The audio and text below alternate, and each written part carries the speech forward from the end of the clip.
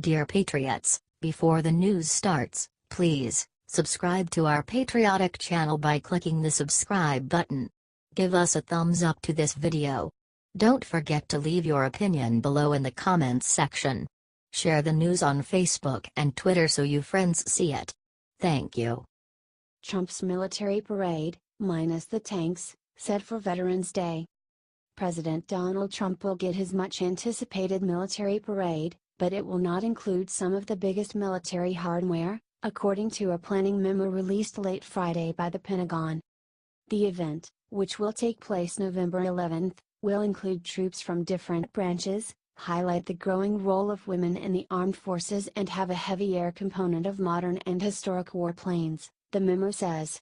Also participating will be veterans groups in the ceremonial Old Guard Fife and Drum Corps. But it will not feature tanks rolling between the White House and Capitol to minimize damage to local infrastructure, the memo says.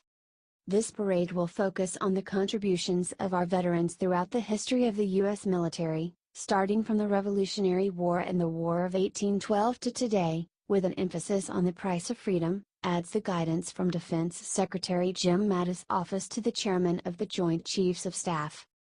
The Commander-in-Chief will watch from a reviewing stand by the Capitol surrounded by veterans and Medal of Honor recipients. Trump ordered the celebration last month after he was enthralled by the pomp and circumstance of Bastille Day on a visit to France. But the idea was met with criticism from members of both parties who expressed dismay that such a show of force is more reminiscent of authoritarian regimes. White House Budget Director Mick Mulvaney has also estimated the display could cost upward of $30 million.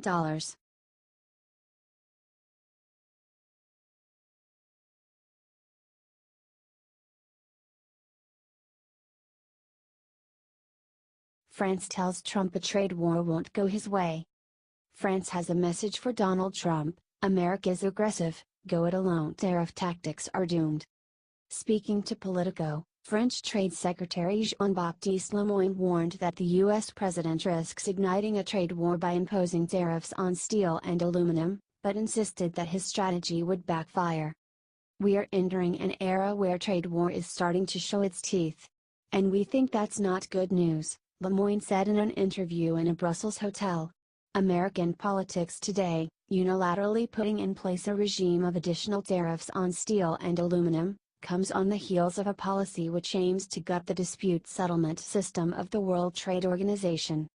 The U.S. president is using the threat of tariffs to pressure trading partners into new trade arrangements with Washington that he hopes will help slash America's yawning deficit. Mexico and Canada, for example, have only escaped duties on the condition that they strike a new version of the North American Free Trade Agreement that will tilt the balance of trade more in America's favor. Lemoyne retorted, however, that there was no way that the EU, the world's largest trade group, would be strong-armed into any sort of new transatlantic trade deal along those lines. In part, he explained, it was impossible to resurrect the idea of a transatlantic trade deal because Trump had quit the Paris Agreement on climate change. That has become a red line for new EU trade deals, at France's insistence. We have said that to strike trade agreements, this must be done with countries whose governments are party to the Paris Agreement, he said. Potentially blocking us on steel and aluminum to force a free trade deal is not the right way. Trouble on the home front. Lemoyne also stressed that Trump's tariffs would come back to bite the American economy. Beyond tariffs of 25% on steel and 10% on aluminum, the president is proposing a broader policy of reciprocity. That would mean lifting tariffs on, say, European cars because the EU imposes higher duties on motor vehicles than the US does. While Lemoyne said Europe stood ready to retaliate directly against targeted US products, he argued that Trump would be deterred from a broader trade war when an arms race over tariffs ramped up prices for American consumers. This escalation in taxes and tariffs isn't good for the American consumer, said Lemoyne. He added that recent U.S. tariffs on Canadian softwood lumber exports meant that American importers continue to import the Canadian wood but passed on the higher price to consumers. In reality, this type of measure can turn against the Americans themselves, he said. Lemoyne also insisted that Trump would fail in his attempt to disable the World Trade Organization as the global forum to resolve trade disputes. The U.S. is vetoing the appointment of new judges in the WTO's appellate court, in what the French minister and the European Commission say is an attempt to undermine the institution. Lemoyne warned that France would push for the appellate court to continue its work despite Trump's opposition. It is necessary to think about all the forms of Plan B, which make it possible to maintain a mechanism for those states that are in favor of having it. Because there is still a very strong majority of WTO countries that wish to continue to have this type of dispute settlement. So I think that now we must actually start to be creative, and therefore France will also put proposals on the table to restore efficiency to the WTO, both in its function as a developer of standards and in its function as a judge. French President Emmanuel Macron will discuss the trade tensions with Trump on his state visit to Washington next month, Lemoyne said. In another sign that Europe is unwilling to roll over in the face of Trump's threats, Lemoyne said that Paris would use the EU Leaders Summit on March 22 to 23 to establish what we call a European chief enforcer, who would be charged with the power to activate all sorts of control mechanisms and retaliation measures. Such an enforcer, who would work in the European Commission's Trade Department, could also be a deterrent vis-à-vis certain partners who sometimes test the limits.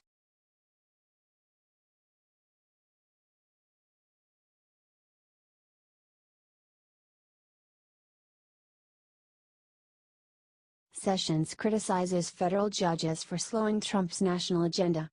Attorney General Jeff Sessions on Saturday railed against federal judges for impeding President Donald Trump's national agenda, telling students at a conservative gathering that a handful of judges are making themselves super legislators by authoring sweeping decisions in the heat of legal fights.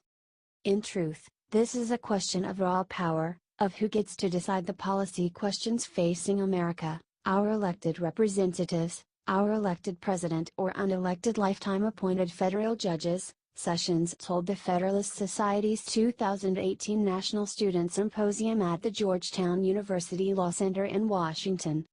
On topics like Trump's proposed travel ban and the ending of an Obama-era immigration program, Sessions complained that a single federal judge is able to issue a nationwide ruling that stops the administration in its tracks. Known as a nationwide injunction, such a ruling applies beyond the particular people involved in a case and remains in force even when another federal court sides with the administration. Such a split occurred this past week when a federal judge in Maryland upheld Trump's decision to end deferred action for childhood arrivals, but because of an earlier injunction from federal judges in California and New York, parts of the program remain in place. Trump is not the first president to face such legal hurdles, which Sessions said is not a partisan issue since it affected former President Barack Obama, too. A former conservative stalwart in the Senate, the Attorney General acknowledged that some Republicans sought similar legal battles on friendly turf, in states like Texas, during Obama's time in office, in a process known as forum shopping.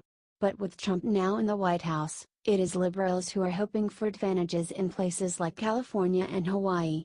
The Obama administration failed to convince the Louisiana-based Fifth Circuit Court of Appeals to strike down an injunction against DACA with a similar argument.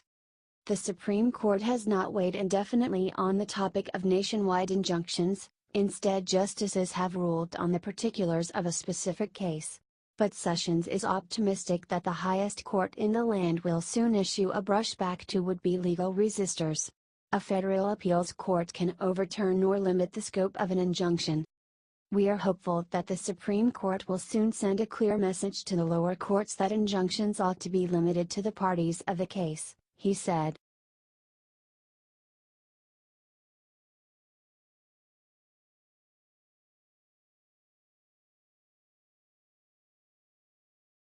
Trump to make first visit to Latin America as president for summit.